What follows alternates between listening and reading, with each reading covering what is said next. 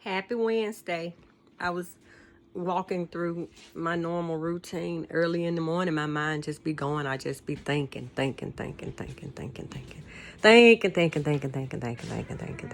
Always lost in my thoughts. Oh, this is like a lot of the time. I don't want to be around other people.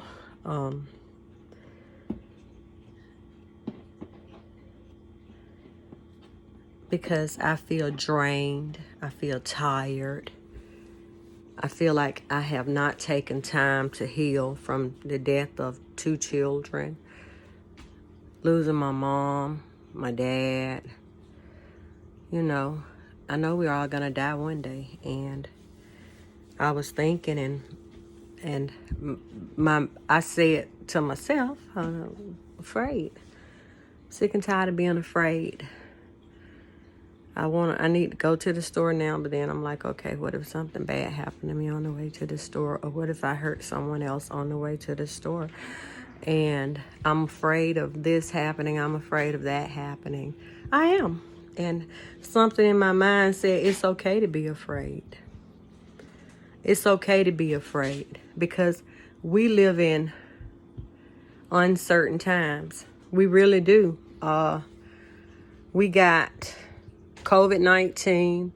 We have new strands of COVID-19 that are more aggressive than the last COVID-19. And it's more than just one strand.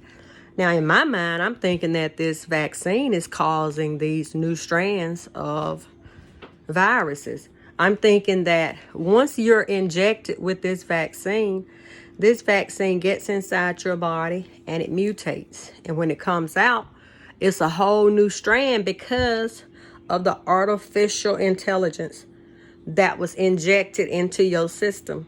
It wasn't I guess it is. It's a natural part of our system too, I guess, because we made it. Most things I consider natural are the things that the earth herself create. And we use those things to survive on, like food and water and those. And then we have the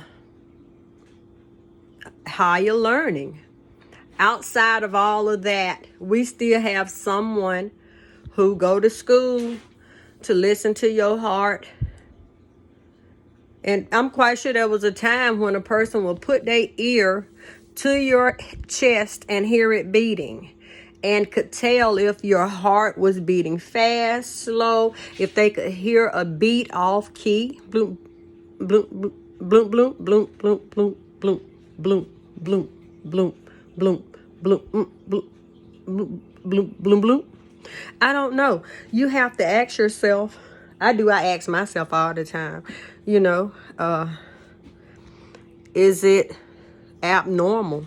Like the things that I feel and the things that I experience and the things that I go through. And I have to tell myself, I have to remind myself, okay, I have seen a lot of things. I have been through a lot of different things. And it make me aware of what we as human beings are capable of. And we're capable of some pretty mean things. And it's okay to be afraid.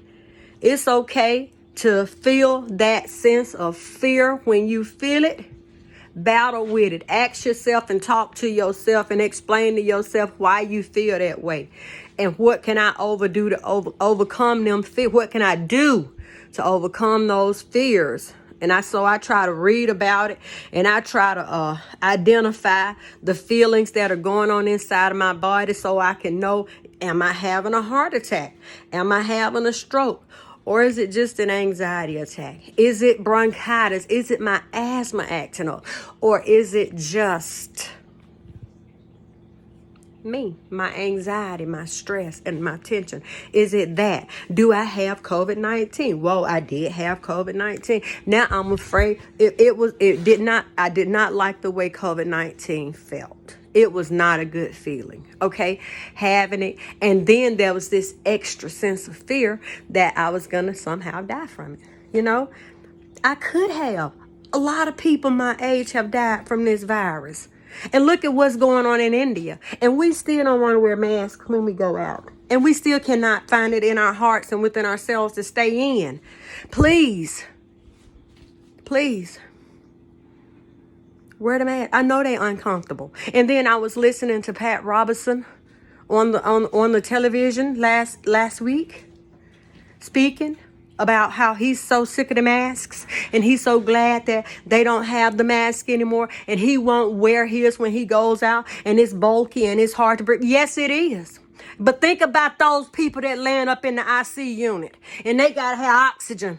They gotta have oxygen. Some of them are put into a coma just so that they won't fight against the breathing. Is that fair? Is that fair? You get to go out there in the streets and you get to keep on spreading this shit, coughing all over the place and doing everything that you want to do. And we got people can't even get the help that they need because we don't give a fuck. Oh, we don't. Fuck them. Fuck them. Fuck them. Fuck. Where did that kind of attitude come from? I rebuke it. And I pray hard. I be like, okay, help me please to stay in my place because somebody will put a bullet right there through my tracheostomy. I know they will. We got some mean people out there. They'll lay around and watch you and study you. Learn your routine and your habits. Then when you least expect it, expect them. Expect them. Monk said it. It was on the TV show Monk. And there was this coach. and you're gonna say, okay, she's like into crime drama, blah blah blah. So she's eccentric. I am in my thoughts. I am. I go deep. But anyway, Monk had to go to this school. I'm gonna say his wife Trudy had been and she was a student, an alumni. I think they call it alumni. See, I don't know all of those phrases because I only went to the 8th grade. However, I did start back up with college trying to get my LPN license, but that did not work out. Anyway, Trudy was at this school. I do not remember the name of the school. I just recall the show. And Trudy, this coach, Monk, had to start teaching a class, and the coach's son, I'm going to say, threw a ball of paper and hit Monk's side of the head because, you know, Monk is a perfectionist. And so he could not just put his name, M-O-N-K. It all had to just go straight across. He's eccentric like that, too. I'm not. You know, I'm just saying some people are eccentric about certain things, and that's his thing. That's like it got to be straight. Anyway, he's over here, and then the coach, Monk, and I'm gonna say it was Natalie, were out looking around, kind of sneaky investigating, and the coach said, "You knew what a Monk like me," and the coach said, "When you least expect me," and Monk could not understand it. And then one day they was out, Monk and Natalie walking around and stuff, and the coach seen him, and he started after Monk. And Monk said, "Oh, I see what he mean now. When I least expect him, because I wasn't expecting him." That's how some people are. They'll get you just like that. They'll creep up on you. You don't see them come, and I'm aware of that. And it helped my fears. They keep me in my place, and they keep me in check. I don't want to ruffle master feathers. No, not now, day of the week. I can't do that. Master gonna send here high help.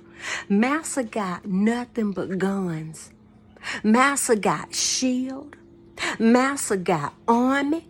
Master got Navy, Marines, Air Force, U.S. Postal Services. Master got border security, forestry, agricultural, health department.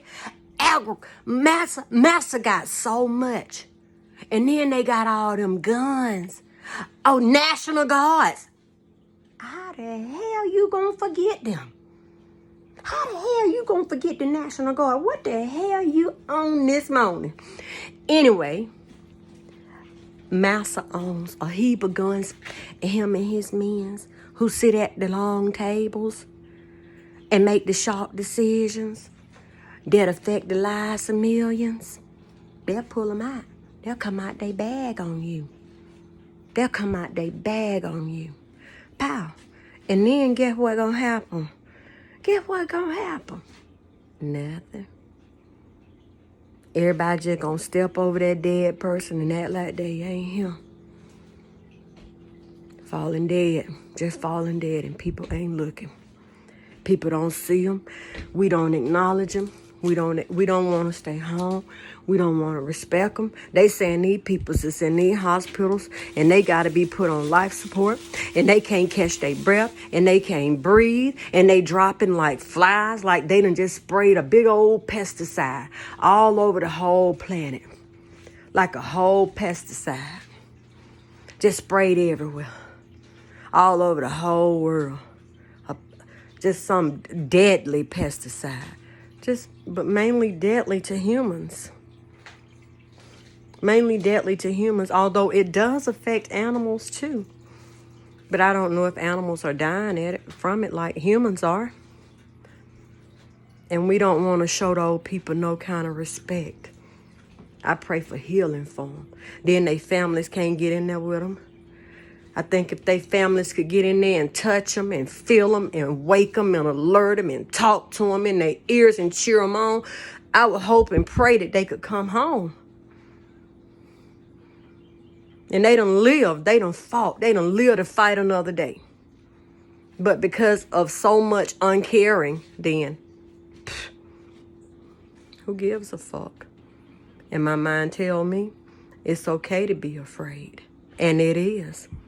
Because I live in terrible times. Floodings, mass shootings, killings, and no one's being held accountable. No one. You got people who can just pull out their gun and just shoot you at will. And you don't even have the right to defend yourself. Oh, slave, you better go somewhere and sit down because the rest of us will come. We don't burn crosses in your yard no more to send out no fear. We just let you straight up know how we feel. We pull the gun out and shoot you in the street still. We still chasing slaves and running them down. We still chasing slaves. A lot of them. If they did not feel that way like they part of the Ku Klux Klan or the neo-Nazis or the skinheads or all of those things, then they would not be pulling their gun out just shooting you in the middle of the streets like that. If they were not part of that fraction. And maybe that's how they get sworn in. They die hard.